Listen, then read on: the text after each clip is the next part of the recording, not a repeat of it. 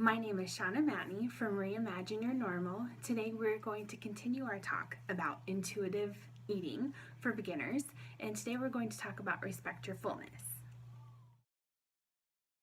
Before we begin, I would just like to point out how creepy this is.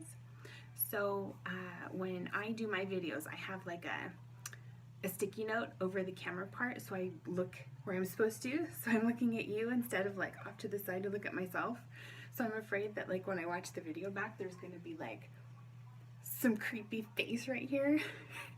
Anyway. Alright, so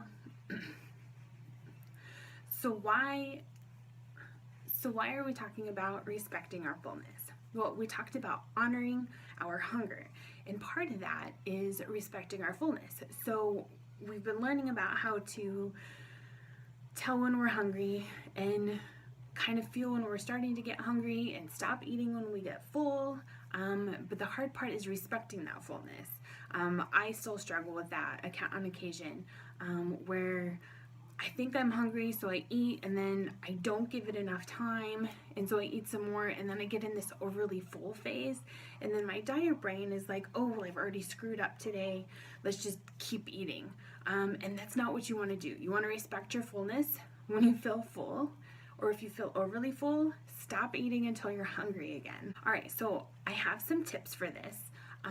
The first tip is that when you're starting to feel hungry, when you first start to feel hungry, when you're about the 3 or 4 on the 0 to 10 hunger scale, drink a full glass of water and then wait about 10 minutes and be aware of how full or the fullness feeling that you're getting in your stomach, and then eat.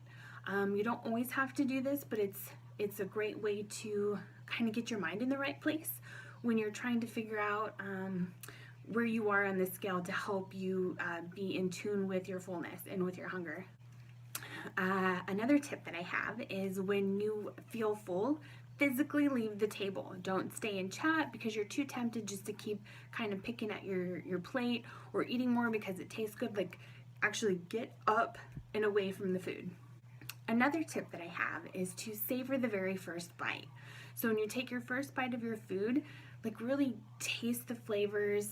It goes back to another tip that I had in another video where you're trying to figure out the different tastes, the different spices, that kind of stuff that's in the food. Really enjoy the food.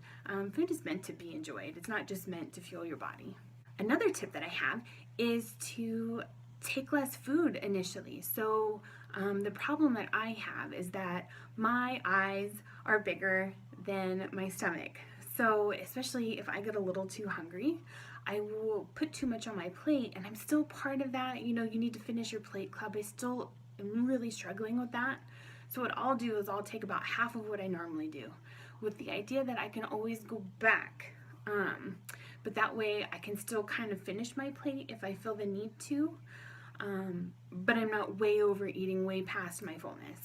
A fun trick that I actually learned years and years and years ago was to use a smaller plate. So if you've got a cup of spaghetti and a half a cup of a vegetable and some bread on a very a normal sized dinner plate, it doesn't look like very much food. But if you put it on a side plate, that's usually a little bit smaller than that. It's usually the size that a sandwich would fit on. All of a sudden it looks like you have a ton of food. So that can help too, make you feel more full or make you feel like you've had more food, so that you're not eating so much or you don't feel like you need to eat so much, especially when you're still getting in tune with our fullness cues. Okay, another fun tip that I have is to flip your fork over. So if you have a fork like this and you typically spoon up the food like this, instead turn it over and actually stab the food. There's 2 reasons for this. One, you're not literally shoveling the food in, and 2, it takes more effort to do it that way depending on what the food is. So it gives you more time for your stomach to feel full, and it slows down your eating, and it just makes you more aware of what's happening. So, and it's kind of fun. And the last tip that I have for respecting your fullness is, especially when we're first learning, is to set a timer. Set a timer on your phone for every 30 minutes. Just have it go off every 30 minutes. Have like a piece of paper where you're logging it, and just take that moment to register, where am I in the hungry scale? Am I between 0 to 10? Am I at a 3 or a 4? Should I go eat? Am I still at like a 6 or a 7? Just to kind of get an idea, and just do that every 30 minutes so that you're creating that habit to be aware of your hunger, so that you don't get so hungry that you way overeat. Those are some of my tips. Those are some of my tips for respecting your fullness. The biggest thing to take away is to throw the shoulds out the window. There's a lot of stuff that we learn as dieters and just in normal society of things we should do. Like, for me, I feel like I should eat all the food on my plate, or I feel like if I'm gonna have dessert, I should put it in a bowl.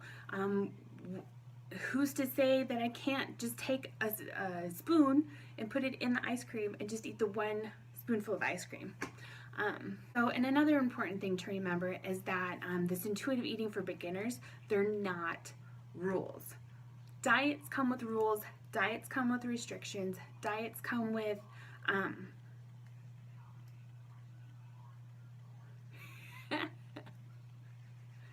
the wind outside is freaking me out.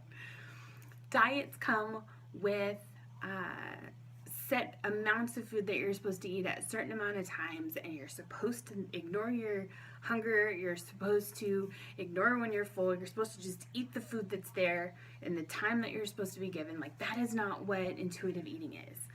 So please don't treat it that way. It's just a bunch of principles to help teach you how to pay attention to your hunger cues again, to help you pay attention to your body. Intuitive eating is harder than dieting, because there isn't, like, somebody doesn't just give you a list and tell you, if you do A, B, and C, this will be the outcome. You have to actually learn and be more. It's kind of like, okay, let's see. Diets are like kindergarten, right? We learn our ABCs, our 1, 2, 3s, the basics of life. And intuitive eating is more like freshman year in college, where you have the more philosophical ideas. There isn't a black and white. There isn't concrete answers. You have to kind of get in tune with yourself and learn them on your own. That is the difference. So yeah. So if you enjoy these videos, actually, I don't hold that thought. All right, so tomorrow we're going to learn about discover your satisfaction factor. So that should be interesting. So if you enjoyed these videos and would like to learn more about intuitive eating for beginners, please subscribe and like or comment. And until next time, thank you.